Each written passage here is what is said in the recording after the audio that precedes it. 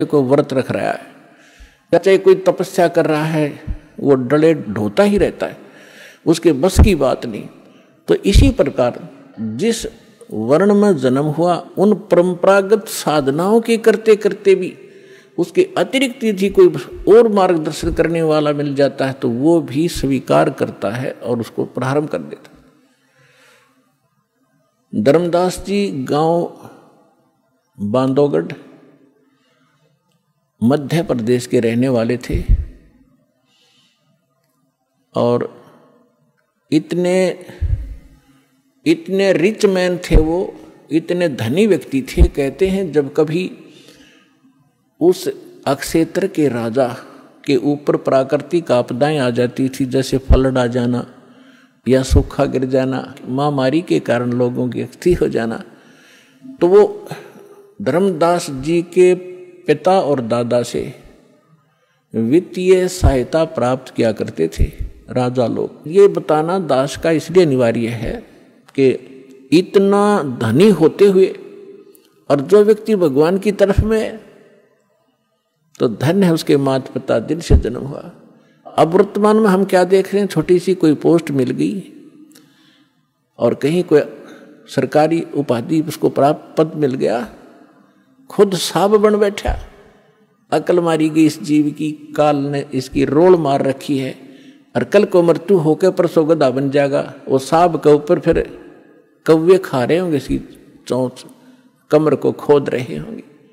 तो हमने अपनी औकात को, अपने अस्तित्व को पहचानना पड़ेगा, या काल हमारा एक हवा भर देता है, गुब्बारे में हवा भर दी, छोड़ दिया, घूमे जा धक्के खाता, जब वो फटेगा तो उसका अस्तित्व पता नहीं कहाँ गिरेगा, जा कितने गंदे नाले में पड़ेगा या कितने समुद्र में पड़ेगा।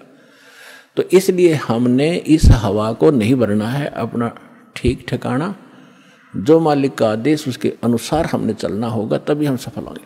तो धर्मदास जी को इतनी तरफ थी, उन्होंने ये भी सुना हुआ होता है कि गुरु बिन मोक्ष नहीं होता, इसलिए उन्होंने एक रूपदास नाम के वैष्णव परंपरा के संत को गुरु धारण भी कर रखा था। अब गुरु जी की फिर गुरु बना है तो आज्ञा का पालन भी शिरोधार्य होता है, वो संत भक्त किया ही करते हैं। अब उसी गुरुदेव जी के द्वारा बताए गए निर्देशानुसार वो प्रतिदिन श्रीमद् भगवद गीता का पाठ भी किया करते थे, एकादशी का व्रत भी किया करते थे, जन्माष्टमी का व्रत भी करते थे, और श्री कृष्ण हरे राम राम राम हरे हरे राधे राधे कृष्ण कृष्ण, ओम नमः भगवते वासुदेवाय, ओम नमः शिवाय, इस तरह के जो भी मंत्र वो जानते हैं हमारे जो हिंदू धर्म के ये डुप्लीकेट गुरु, तो वो सारी बता रखी थी साधनाएं, वो कर रहा था। और उसके साथ साथ भगवान श्री कृष्ण यानी विष्णु जी की मूर्ति, जिसको शालिग्राम कहते हैं, उसकी भी पूजा अर्चना प्रतिदिन करना, जिसको कर्मकांड कहा जाता, कर्मकांड का एक हिस्सा है, वो भी किया करते थे। और गीता जी का नित्य पाठ भी करते थे। सभी तीर्थों का भ्रमण करने से भी मोक्ष उसको बता रखा था। अब बच्चा क्या होता है, अध्यापक ने जो सिलेबस बता दिया वो तो फाइनल समझता है,